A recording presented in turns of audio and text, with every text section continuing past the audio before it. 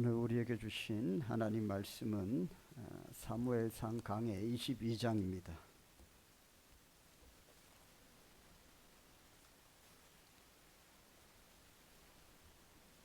22장 2절 말씀 한 절을 보겠습니다.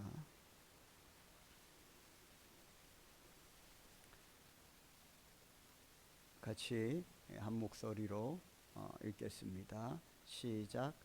환난당한 모든 자와 빚진 모든 자와 마음이 원통한 자가 다 그에게로 그들의 우두머리가 되었는데 그와 함께한 자가 400명 가량이었더라. 아멘. 서로 인사하겠습니다. 가을입니다. 서로 축복합시다. 이게 무슨 가을이고 하시겠지만 가을 맞습니다. 적응하셔야 됩니다. 이게 가을입니다, 여러분. 헷갈리시죠? 가을입니다. 이러다가 겨울 옵니다. 건강하시기를 주의 이름으로 축원합니다. 사랑하는 성도 여러분, 여러분들이 머물고 있는 그 자리가 하나님이 나를 훈련시키시는 훈련소다라는 생각을 해본 적이 계십니까? 아니면 지금은 아니어도 돌아보니까 그때가 하나님이 나를 훈련하신 거였어 라는 생각이 드신 적이 있습니까? 저는 늦게 신학을 했고 여러분 잘 아시는 것처럼 신학대학원 3년의 시간이 엄청나게 저를 훈련시키신 강한 훈련소였다라고 생각을 합니다. 머리는 굳었고 새로운 학문을 배울 수 있는 그런 상태가 아니었고 또 영적으로도 참 준비되지 않았는데 3년이라는 고신교단의 신학교는 약간 수도원처럼 생겼습니다. 그래서 그 주변에 아무것도 가게도 없고 아무것도 없어요. 그래서 거기 들어가면 꼬박 월요일부터 금요일까지 수도사처럼 그렇게 생활을 하는데 매일 새벽 기도를 드려야 되고 거기에 빠진 날을 체크를 해서 1학년에서 2학년 진급하는데 페널티를 줍니다. 그러니까 매일 새벽 기도, 그 다음에 점심 먹고 나면 매일 점심마다 경건의 예배를 또 드려요. 그것도 출석 체크해서 빠진 숫자 페널티를 줘서 1학년에서 2학년, 3학년 진급에 페널티를 줍니다. 그리고 저녁에는 방별로 기도회를 해야 됩니다. 그리고 매일매일 과제를 내어주고 오늘 공부한 것을 그 다음날 시험을 칩니다. 이것은 참으로 저로서는 감당하기 어렵고 그래서 제가 가족들에게 휴학을 하고 싶다는 말을 수없이 했던 기억이 있습니다. 일단은 제 몸이 감당이 안 되었고 체력적으로 또 주말에 내려와서 교회 사역을 하고 토요일 주일 사역하고 또 월요일 가서 그렇게 지내는 것이 제 영육이 도저히 감당할 수 없었습니다. 그래서 그때 제 몸이 굉장히 안 좋았고 참 힘든 시간을 보냈는데 그때 하나님께서 저에게 선물을 하나 주셨는데 영양제였습니다. 여러분 그 영양제를 저는 지금도 먹고 있는데 제가 먹고 있는 유일한 영양제입니다. 제가 유일한 영양제를 하나 먹고 있어요. 궁금하시죠? 고려은단 비타민C를 먹고 있습니다. 드시고 계신 분 계세요? 고려은단 비타민C 드시고 계세요.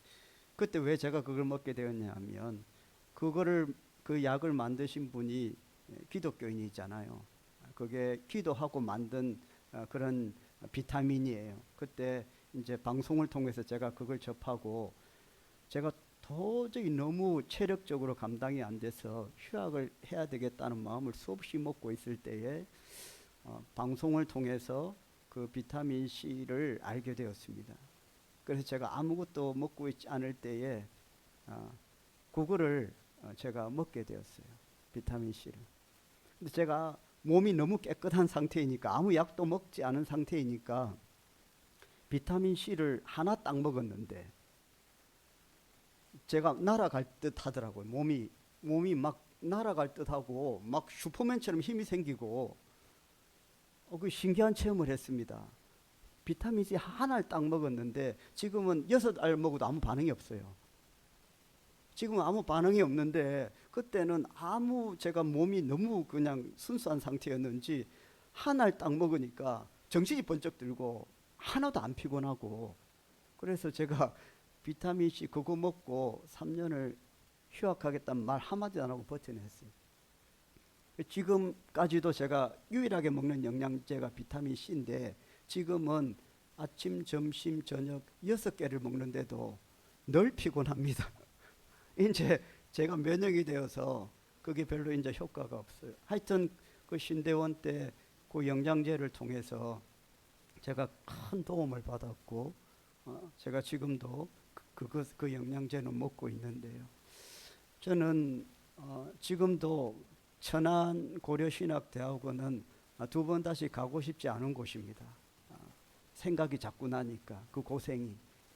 그런데도 돌아보면 그때 하나님께서 저를 훈련시키신 것이 아닌가 생각을 해요. 신앙훈련 또 이 체력훈련을 다 그때 하나님께서 시키셔서 저에게 있어서 그 신학대학원은 훈련소였다, 그런 생각을 합니다. 아마 여러분에게도 그런 특별한 훈련의 시간이 있었을 것입니다. 지금 다윗은 하나님이 만들어 놓은 특별한 훈련소에 입소를 했습니다. 그 곳이 어딜까요? 바로 아둘람 훈련소입니다. 다윗은 인생의 불꽃 같은 시절이 있었습니다. 블레셋의 장수 골리앗을 문맷돌로 쓰러뜨렸을 때에 그의 인생의 전성기였습니다. 사람들은 말을 했습니다. 당신이 진짜 왕이 될 상이다. 사울이 아니다. 당신이 진짜 왕이 될 상이다. 그런데 그 순간은 잠깐이었습니다. 이제 그의 손에는 더 이상 던질 문맷돌도 없습니다. 다윗은 칠흑 같은 어둠 속을 헤매는 고통스러운 인생을 살아가게 되는데요. 성경에 보면 그 시간이 한 10년 정도 됩니다. 그리고 지금 아들람 동굴에까지 이르게 되었습니다. 막다른 골목입니다. 우리는 그곳을 이른바 아둘람 훈련소라고 부릅니다. 저와 여러분에게도 이런 아둘람 훈련소와 같은 시간들이 있었을 겁니다. 자, 그러면 궁금해집니다. 하나님은 왜 저를 신학대학원 그 수도원으로 보내셨을까? 하나님은 왜 여러분들을 그 아둘람 훈련소로 보내셨을까 하는 것입니다. 하나님은 왜 잘 살고 있는 우리를 왜 신학을 하게 하시고 잘 살고 있는 우리를 왜 그런 특별한 훈련소로 우리를 보내셔서 훈련을 시키시는가? 그런 훈련 없이도 이대로 그냥 살 수 있을 것 같은데 왜 그렇게 우리를 훈련시키시는가 하는 것입니다. 여러분 1절을 한번 볼까요? 그러므로 다윗이 그곳을 떠나 아둘람 굴로 도망하매 그의 형제와 아버지의 온 집이 듣고 그리로 내려가서 그에게 이르렀다.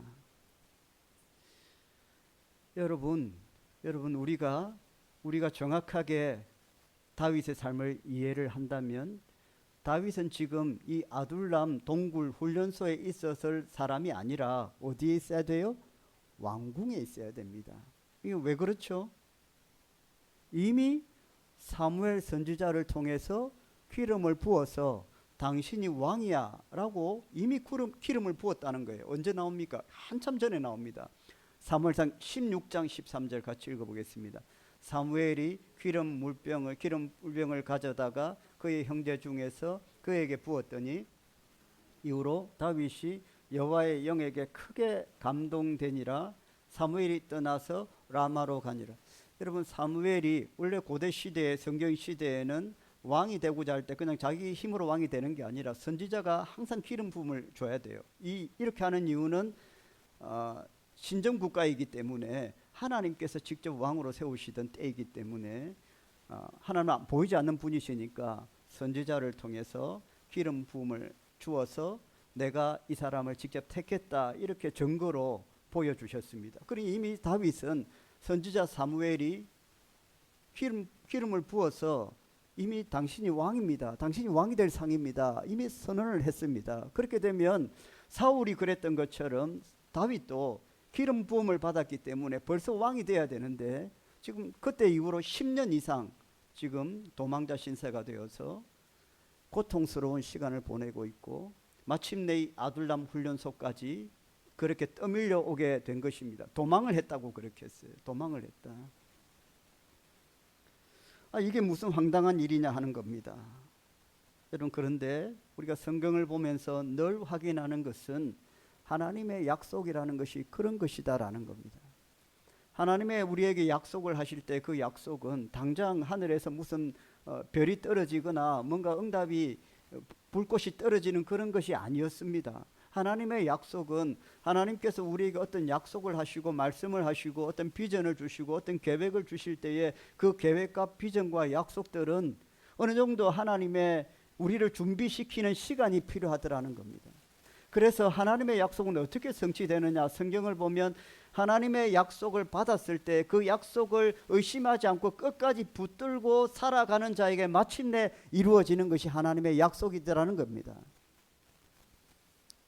여러분, 아브라함을 보세요. 아브라함을 하나님께서 찾아가셨습니다. 갈대아 우르에서 잘 살고 있는 그대로 둬도 될 인생을 하나님께서 찾아가셔서 불러내십니다. 너는 이 본토 친척 고향집을 떠나서 내가 내게 지시할 땅으로 가라. 내가 너로 큰 민족을 이루게 하고 너를 모든 족속의 아버지가 되게 하리라. 여러분, 그때 아브라함의 나이가 75살입니다. 모든 민족의 아버지가 되려고 하면 자식이 하나라도 있어야 되는데 그때까지 75살이 될 때까지 아브라함과 사라는 불임의 가정이었어요. 민족의 아버지가 되려고 하면 최소한 한 명은 있어야 씨를 뿌리고 해서 둘 낳고 셋 낳고 해서 민족을 이룰 텐데 그때 아브라함 75살에 이미 그 가정에는 태의 문이 닫힌 상태였습니다. 그러면은 당장 문이 열리고 아들을 낳아야 되는데 딸로만 안 돼요. 딸은 시집가면 안 되니까 아들이 분명히 필요한데 그게 안 이루어졌다는 거예요. 그 약속은 언제 이루어졌어요? 25년이 지난 아브라함이 100살이 되던 해 이루어졌다는 겁니다. 여러분, 그 이후로 아브라함의 인생을 보시죠. 창세기 12장부터 해서 그 이후로 아브라함의 인생을 보면 끝없이 그 하나님의 약속을 의심합니다. 하나님 약속 주신 거 맞아요? 제 나이 75살에 이미 태의 문이 닫히고 거짓말이죠. 계속해서 부인 사라와 의심의 과정을 거치면서 그래도 하나님의 약속을 믿어야 된다. 그런 과정들을 통해서 끝까지 하나님의 약속을 붙들게 되고 마침내 25년 뒤에 그 약속이 성취됩니다. 할렐루야. 그동안은 뭐예요? 하나님께서 아브라함을 준비시키시는 훈련의 시간입니다.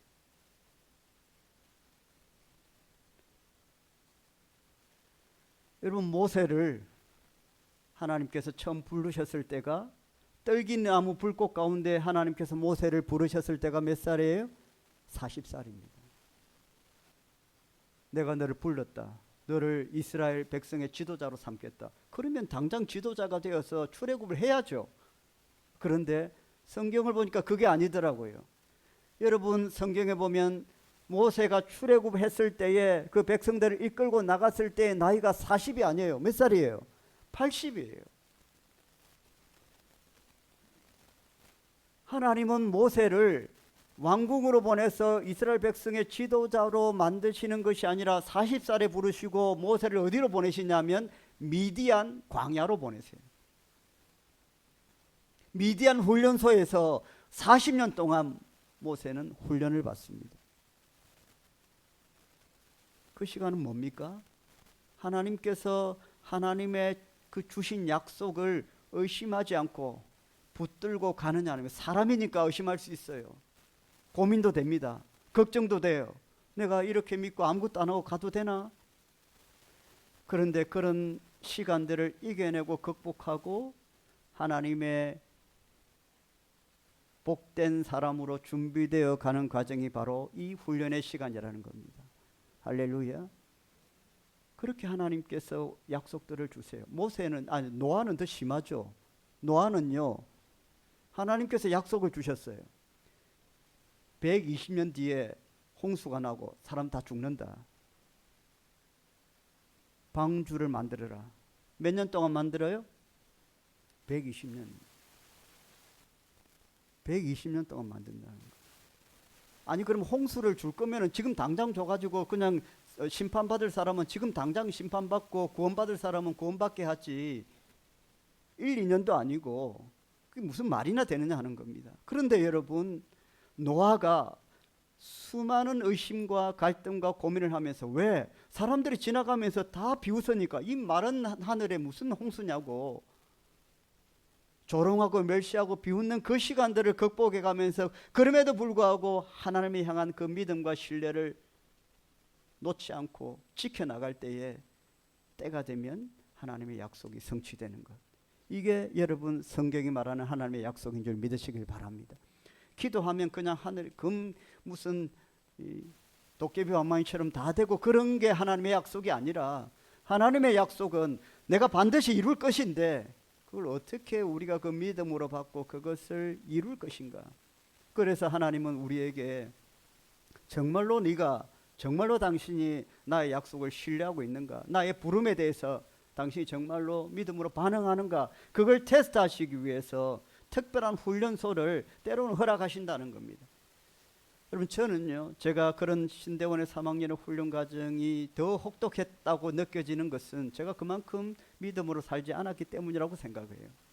저의 체력이나 저의 영성이 많이 부딪혔기 때문에, 정반대의 삶을 살았기 때문에, 그런 삶이 익숙치가 않았기 때문에 제가 더 힘들었던 것이고, 아마 평소에 경건하게 잘 살았던 학생들은 아마 그 신대원의 3년이 오히려 더 꿀 같았고 더 좋았을 거예요. 그러나 저는 그런 삶을 살지 않았기 때문에 완전히 반대되는 그 수동원의 삶이 너무나도 힘들었지만, 하나님은 약속을 이루시고자 할 때에, 그리고 이 사람을 통해서 뭔가 이루고자 할 때에는 그런 훈련소를 특별히 보내시는 거예요. 어떤 사람에게는 더 고통스러울 수 있을 거예요.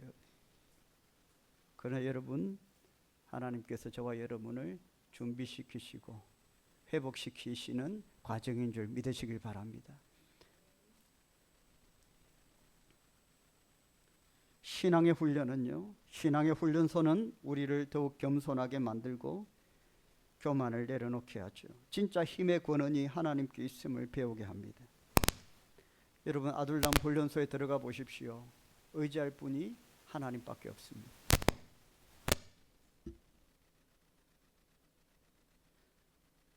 붙잡을 분이 하나님밖에 없어요. 그런 훈련소에 들어가면 저는 그냥 그 고려온단 비타민 C만 바라보고 살았습니다. 의지할 것이 그것밖에 없고 하나님밖에 없고. 여러분, 훈련소에 들어가면 하나님께서 어떻게 철저하게 우리를 훈련시키느냐, 하나님만 붙들게 하신다는 거예요. 의지할 것 다 끊으시고 오직 하나님만 바라보게 하십니다. 우리나라 한국 전쟁 때에 많은 신학교 건물이 다 이 폭격을 받아서 많이 불에 타고 무너졌습니다. 그래서 학교가 폭격을 받으니까 신학생들이 공부할 곳이 없어서 그냥 천막을 치고 공부를 했어요. 그게 우리 교회 역사의 1세대들입니다. 주기철 목사님, 한상동 목사님 하는 분들이 다 천막 치고 공부를 시작을 했습니다. 그런데 그분들이 한국교회 역사를 일으켰습니다. 그런 훈련의 시간을 통해서, 그런 훈련소를 통해서 훈련을 받고 더 강하고 복된 사역자로 쓰임 받았습니다. 성도 여러분, 혹시 저와 여러분이 지금 아둘람 굴과 같은, 아둘람 훈련소와 같은 그런 자리에 있습니까? 여러분, 그것은 결코 심판의 자리가 아닙니다. 그것은 하나님의 약속이 이미 저와 여러분에게 왔다는 것이고, 훈련소에 들어왔다는 것은, 훈련소에 입소했다는 것은 이미 하나님의 약속이 이미 왔다는 것이고, 그 약속을 우리의 삶을 통해서 성취시키시는 하나님께서 우리를 준비시키는 과정입니다. 할렐루야. 하나님은 지금도 혹 여러분이 제가 지금 하나님 훈련소에 아둘람 훈련소에 와 있는 것 같습니다 라고 느끼신다면 하나님께서 여러분들을 다듬고 계시는 줄 믿으시길 바랍니다. 어떻게 하시려고요? 약속을 성취시키려. 자, 그러면 그 아둘람 훈련소에서 도대체 하나님은 우리를 무엇을 훈련시키십니까? 하나님은 우리를 그 아둘람 훈련소에서 무엇을 배우게 하십니까? 무엇을 훈련시키십니까?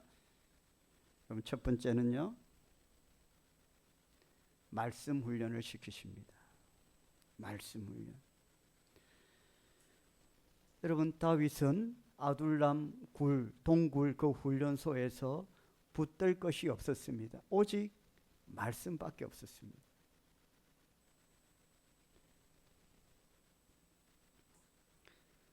왕궁에 있을 때에는 말씀을 잊고 살았죠. 그러나 광야에서는 말씀만이 그의 길을 밝혀주는 빛이었습니다. 말씀밖에 없었습니다. 여러분, 우리가 왜 말씀을 안 붙듭니까? 말씀 말고도 붙들 다른 것들이 너무 많기 때문에 말씀을 의지하지 않는 것입니다. 의지하고 붙들 것이 저와 여러분 주변에 너무 많기 때문에 굳이 말씀 안 붙들어도 다 되고 가능하고 될 것 같으니 굳이 말씀을 안 붙듭니다. 그러나 훈련소는 다릅니다. 훈련소는 말씀밖에 붙들 게 없습니다. 철저하게 나를 고립시키거든요. 다윗도 그랬습니다. 하나님은 다윗을 아둘람 훈련소를 통해서 철저하게 말씀만 붙들고 살아가는 사람이 되라고 하십니다. 그래야 복을 받는다는 것입니다. 여러분의 인생의 이 말씀은 어떤 의미입니까? 시편 119편 105절입니다. 여러분 암송하시죠? 시작. 주의 말씀은 내 발의 등이요 내 길의 빛이니이다. 누구의 고백이에요? 다윗의 고백입니다. 주의 말씀은 내 발의 등이요 어두운 내 인생에 밝혀주는 등이요 내 길의 빛이라는 겁니다. 훈련소에 한번 들어갔다 나온 사람은 이 말이 절실히 깨달아질 겁니다. 말씀밖에 붙들 것이 없기 때문에. 여러분 아시죠? 다윗이 이 아둘람 훈련소를 제대하고 나서 겪었던 고난은 다윗이 이전에 겪었던 고난보다 더 컸던 것 아시죠? 어떤 고난을 겪었습니까? 밧세바를 범하는 고통을 겪었고 아들이 죽는 고통을 겪었습니다. 또 아들 압살롬이 반역을 하고 아버지를 폐위시키는 그런 고통도 겪었습니다. 그 이전에도 힘들었지만 다윗은 이 아둘람 훈련소를 제대하고 나서 이제 영화로운 왕이 되고 나서도 더 큰 고통을 겪었어요. 그런데 왜 성경에는 그런 고통에 대해서 별로 심각하게 안 보느냐? 여러분, 말씀의 훈련이 되었기 때문이에요. 할렐루야. 똑같은 고통이 와도, 아니 더 큰 고통이 와도 말씀의 훈련이 된 사람, 이 아둘람 훈련소를 통해서 다윗은 말씀의 훈련이 되어 있었기 때문에 이제 이후에 오는 고통들을 말씀 붙들고 말씀 의지하고 말씀의 능력으로 이겨냈던 것입니다. 여러분, 실수할 수 있고 죄를 지을 수 있지만 말씀이 내 안에 있으니까 그게 회복이 빠르더라는 겁니다. 내 안에 면역이 생기니까 회복이 되더라는 거예요. 피곤하고 힘들고 지치는데 말씀이 내 안에 능력이 되고 역사가 되니까 여러분 그게 회복이 빨리 되더라는 겁니다. 할렐루야. 그런데 회복이 안 되는 건요, 안에 말씀이 없어서 그래요. 우리 다 지칠 수 있습니다. 다 힘들 수 있습니다. 그러나 말씀을 붙들어야 됩니다.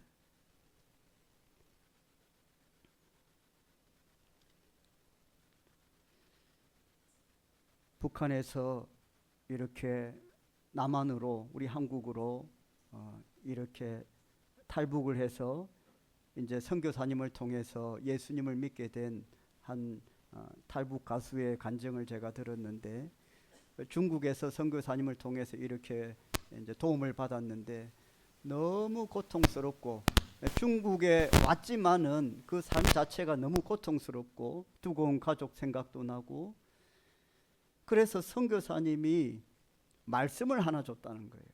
말씀 하나, 말씀 한 구절. 뭐 성경을 다 읽을 시간도 없으니까 그냥 말씀 하나 이거 붙들고 그냥 외워라. 그래서 그 탈북 가수는 그 말씀 한 구절 그것만 죽자고 암송을 했다는 겁니다. 그랬더니 그 말씀이 힘이 되고 능력이 되더라는 겁니다. 여러분 말씀을 붙드시기를 주의 이름으로 축복합니다. 당장 오늘 시편 119편 105절 말씀이라도 붙드십시다. 주의 말씀은 내 발의 등이요 내 길의 빛이니이다. 이게 하나님의 약속 아닙니까? 내 인생 미래에 대한 하나님의 약속이잖아요. 말씀이 내 인생의 등이요 빛이 되어 줄 것이다. 주의 말씀은 내 발의 등이요 내 길의 빛이니이다. 매일 아침 그리고 마칠 때 미국의 프레드릭 마이어라는 신학자는 시편 23편의 말씀 1절부터 6절까지를 아침과 저녁 매일 평생 20년 동안 반복해서 암송했다고 합니다. 그랬더니 20년이 지난 뒤에 보니까 자신의 삶이 그 시편 말씀처럼 푸른 풀밭 쉴만한 물가에 있더라는 겁니다. 저도 그 간증을 듣고 한동안 그 시편 23편 말씀을 계속해서 암송했었습니다. 여러분 신구약 66권의 말씀을 어떻게 다 암송해요? 못하잖아요. 말씀 한 절이라도 붙들고 하나님 말씀에 의지하여 살아갈 수 있기를 주의 이름으로 축원합니다. 여러분 지금 한번 진단해 보십시오. 내가 매일 그냥 줄줄줄줄 외울 수 있는 말씀이 하나라도 있는가? 있습니까? 그러면 여러분 성공한 것입니다.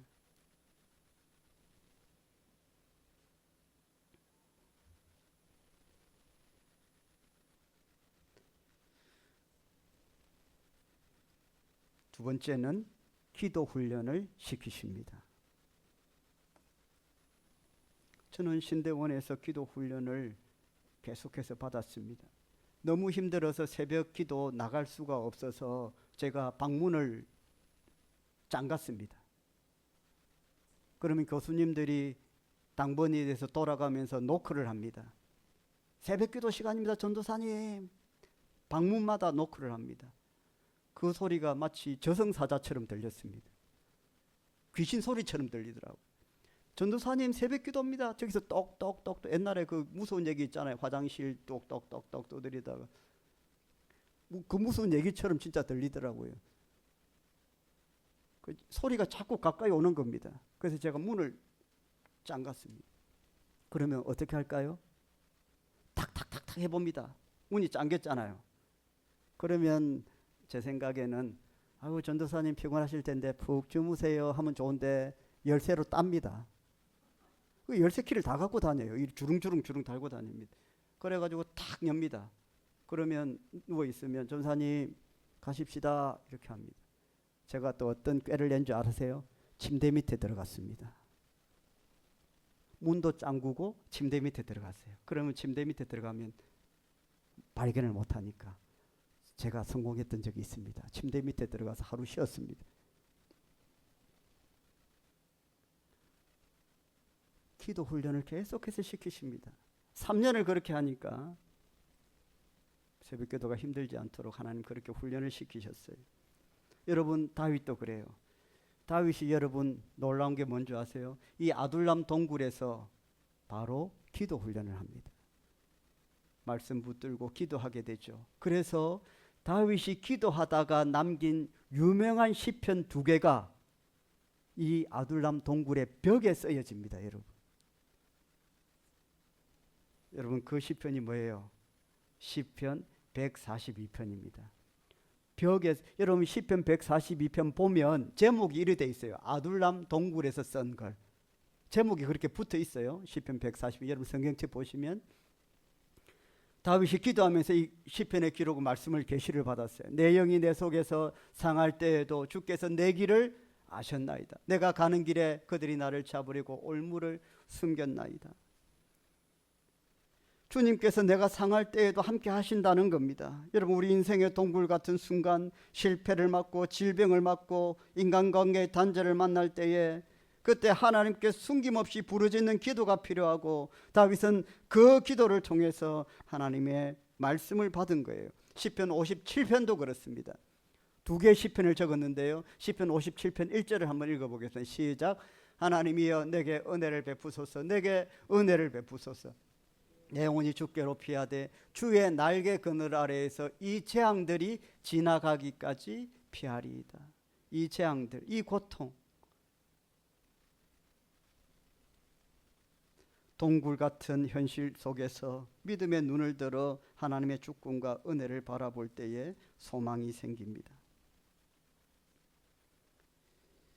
성도 여러분, 아둘람과 같은 자리에 있습니까? 저와 여러분이 해야 될 것은 기도입니다. 기도부터 해야 됩니다. 기도는 하늘을 움직이고 기도의 무릎이 우리를 다시 세웁니다. 이 동굴의 기도는, 아둘람 동굴의 기도는 결국에 하나님 응답받아서요 찬양으로 끝납니다. 시편 57편의 1절은 고통으로 시작했지만 57절 7절을 보면 이렇게 끝나요. 하나님이 내 마음이 확정되었고 내 마음이 확정되었사오니 내가 노래하고 내가 찬송하리. 저거 복음 찬양의 가사입니다. 내 마음이 확정되고 확정되었사오니. 예, 그 찬양이에요. 저거 시편 57편 7절이에요. 찬양으로 끝납니다.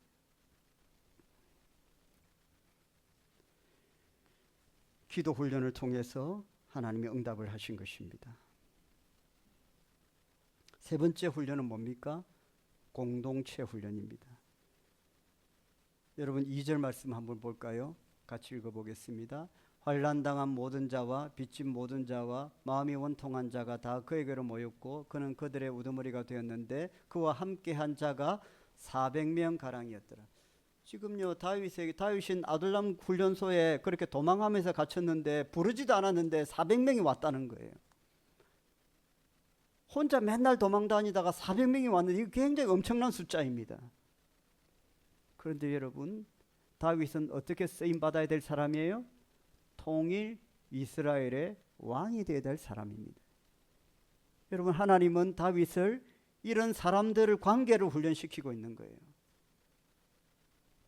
400명도 다스리지 못하는 자가, 가족의 구성원조차 다스리지 못하는 자가 어떻게 교회를 다스리고 직장에서 관계 안에서 영향력을 발휘할 수 있는가? 아둘람 동굴을 통해서 하나님은 우리에게 관계 훈련을 하신다. 여러분, 사람이 주변에 많다고 해서 천국 같은 거 아닙니다. 어떤 때는 그냥 혼자 있을 때가 천국 같을 때가 있고요. 어떤 때는 혼자 있는 것이 아둘람 굴과 같을 때가 있고, 많이 있는 것이 그냥 또 고통 같을 때가 있어요. 사람의 숫자가 문제가 아니에요. 하나님께서 우리를 그렇게 관계 가운데 우리를 훈련시킨다는 겁니다. 사람을 피하게 되고 만나기 싫고 대화하기 싫고 그냥 혼자 있고 싶을 때가 있어요. 그럼 우리는 그렇게 살 수 없죠. 내가 원하는 사람만 만나면 좋죠. 내가 대화가 되는 사람만 만나면 좋아요. 그럼 하나님은 그렇게 하지 않습니다. 사람들과의 관계 속에서 하나님은 그곳이 아둘람 훈련소가 되게 하신다는 거예요. 그래서 그 관계들을 통해서 나를 훈련시키시고 그 관계들을 아름답고 복되게 변화시켜가는 훈련을 저와 여러분에게 시키십니다. 예수님도 제자들을 혼자 부르시지 않았습니다. 12제자를 함께 부르셔서 공동체 훈련을 하셨습니다. 어떤 신학자가 이런 말을 했어요. 교회는 마치 거친 돌들이 모여 서로 부딪히며 깎여 나가는 훈련소다. 교회도 여러분 훈련소입니다. 이 교회가, 우리 기장 소명교회가 저와 여러분에게 아둘람 훈련소가 될 수 있습니다. 저는 그 말에 전적으로 동의합니다. 신학교 3학년 그것도 저에게는 아둘람 훈련소였지만은 교회를 목회하고 하는 지금 이 자리가 이 목회의 현장이 저에게는 또 다른 아둘람 훈련소입니다.